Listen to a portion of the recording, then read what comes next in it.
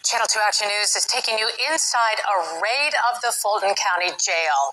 And this is just some of what strike teams confiscated. Things like drugs, cell phones, shanks, a makeshift hatchet, even a bullet. Channel 2 investigative reporter Mark Winnie has this exclusive story live from Northwest Atlanta. And Mark, the sheriff believes someone actually used drones to get stuff into the hands of inmates. And the Fulton County Sheriff's Office says this is some of the contraband recovered in the massive shakedown we were on inside the Fulton County Jail, and a lot of the illegal cell phones, which can go for thousands inside the jail, drugs and tobacco recovered, came into the jail via illegal drone drops. Wait till you see the ingenuity involved, however misguided. The science is very simple, ladies and gentlemen. The only thing we're going up here to do is a massive shakedown.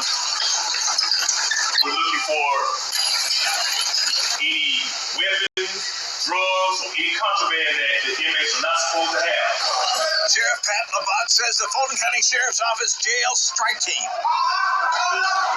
struck a vein of contraband quickly in the first zone they hit. This is a cell phone and charger found within seconds of hitting this unit. Yes. On the high security 7th floor of the Fulton County Jail. This has been a high priority area for us with respect to drone activity. And before Saturday morning was done, men and women normally assigned not just to the jail, but to the courthouse and across the sheriff's office, who had assembled in the early morning darkness, had amassed a massive amount of dangerous material inmates aren't supposed to have, but did. Lots of makeshift weapons, including shanks, even a makeshift hatchet, cell phones, even a bullet, suspected drugs. The Fulton County Sheriff's Office says all this from one shakedown. These are more than a half dozen suspected crack pipes? Yes. Taken from inside the jail. Yep. The Sheriff's Office says the shakedown turned up 22 illegal cell phones, suspected marijuana, tobacco, plenty of pills, even a bottle labeled as the prescription drug promethazine. And then there are the weapons. I'm surprised the building's still standing. Most of the weapons made from things stripped out of the building. From the plumbing shafts to the lighting fixtures. It smells like it. We had watched as the stuff piled up in that one zone. Where'd those come from? Cell 504. This is our commissary kiosk. Well, what's it turned into? The charging station. This is marijuana from California. It's found in the cells. And that's marijuana?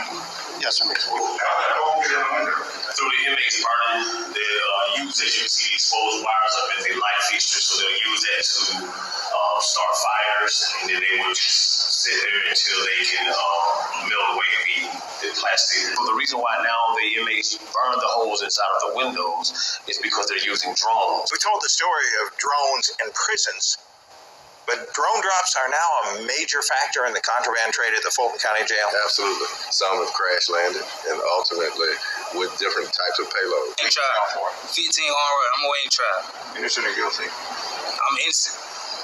I'm innocent. Near the zone, we got shakedown reaction from one inmate. We ain't got no problems back here. These folks coming up here antagonizing it.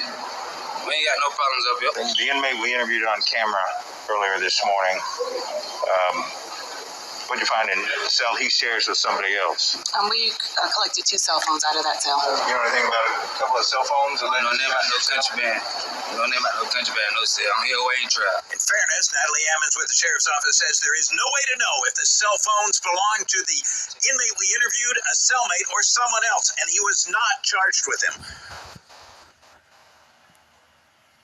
And I guess this image puts a fine point on the danger faced by staff and inmates here in the Fulton County Jail.